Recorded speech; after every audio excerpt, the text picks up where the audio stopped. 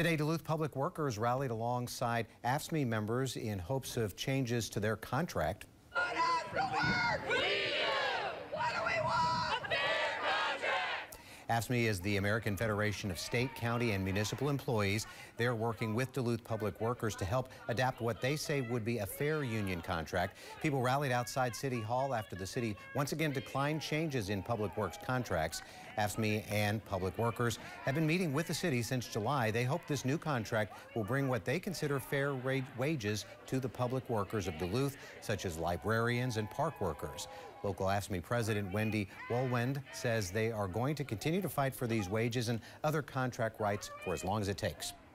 We feel like we're not being heard, that we deserve fair and equitable wages, and we shouldn't have to make huge concessions to get those fair wages. The city of Duluth released a statement in response to AFSCME's rally saying they support their right to organize and petition. The city added they support organized labor and is proud of the city staff and the work that they do.